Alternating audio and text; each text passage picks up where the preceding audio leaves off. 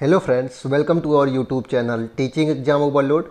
दोस्तों, आज के सेशन के अंतर्गत आपकी जो सीटेट जुलाई 2024 और यूपी टेट की कंबाइंड क्लासेस चल रही हैं, उसके अंतर्गत आज हम क्लास 6 ज्योग्राफी के चैप्टर नंबर 3 को पढ़ेंगे, जिसका नाम है पृथ्वी की गतियाँ।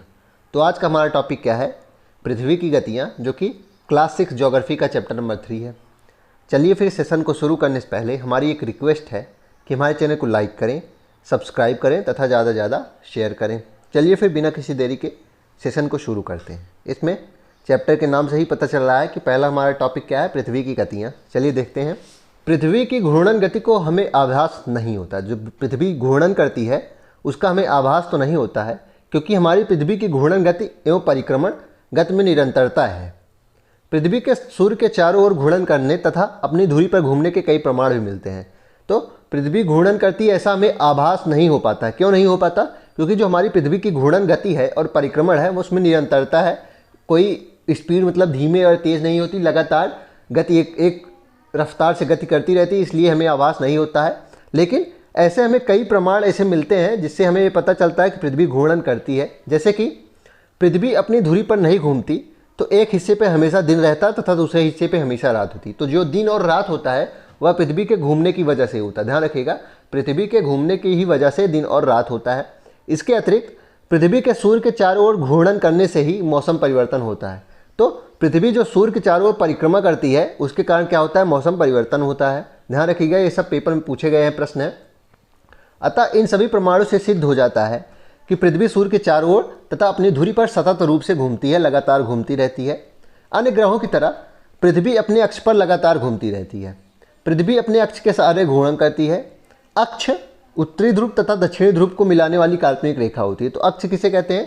उत्तरी ध्रुव जो पृथ्वी की है और दक्षिणी ध्रुव को मिलाने वाली जो काल्पनिक रेखा होती है उसे ही अक्ष कहा जाता है।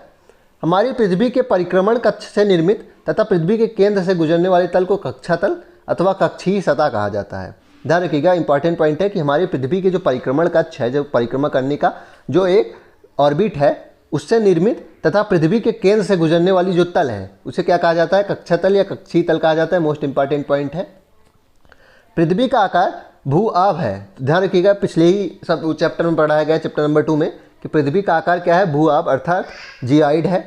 इस कारण इसके आधे भाग पर सूर्य का प्रकाश पड़ता है और इसी कारणवश इसके आधे भाग पर सूर्य का प्रकाश पड़ता है।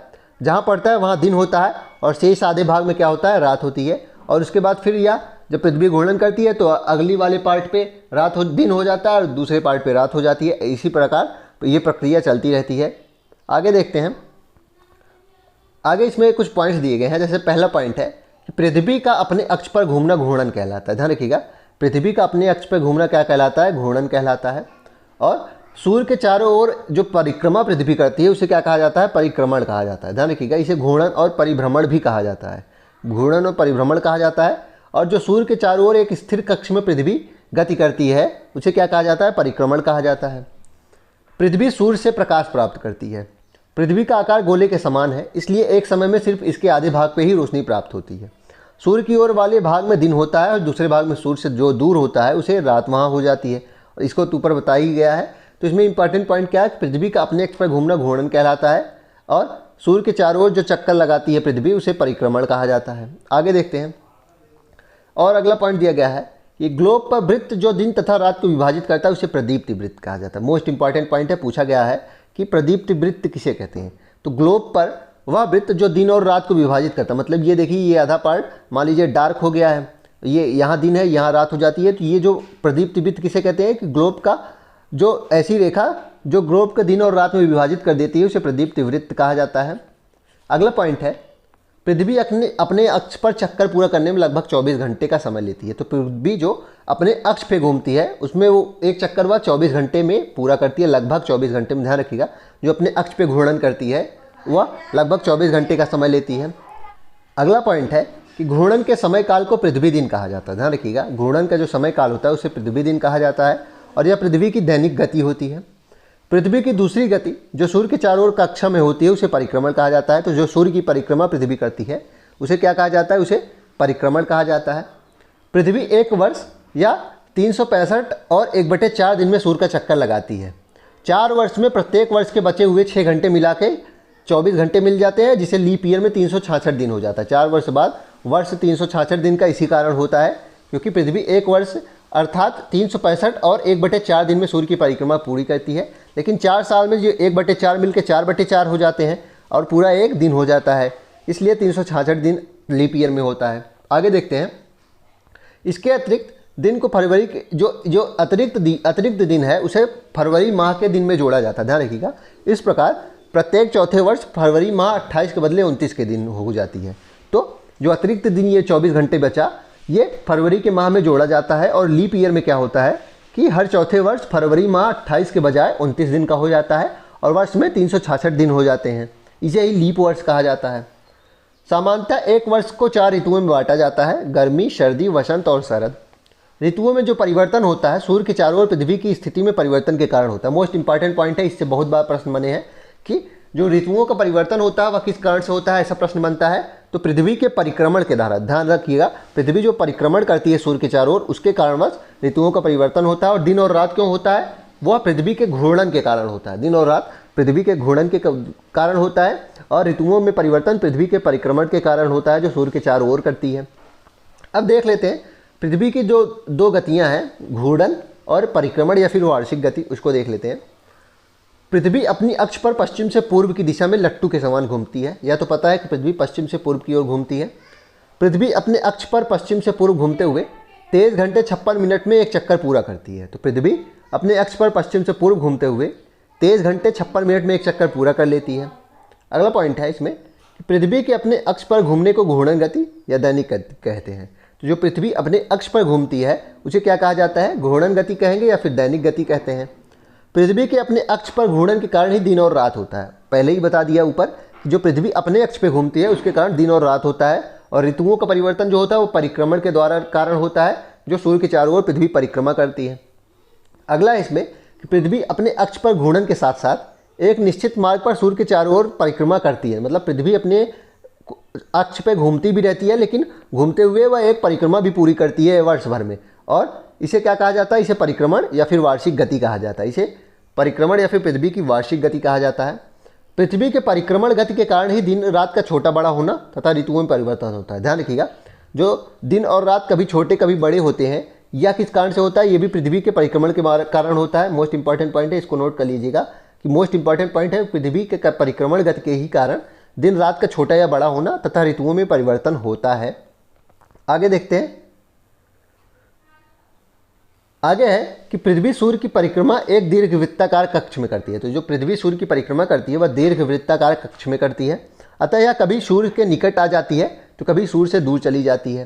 ध्यान रखिएगा, दीर्घवृत्ताकार कक्ष होने के कारण ही कभी यह सूर्य के निकट आ जाएगी, जैसे यहाँ पे तो कभी दूर हो जाती है, कभी नज़दीक आ जाती है।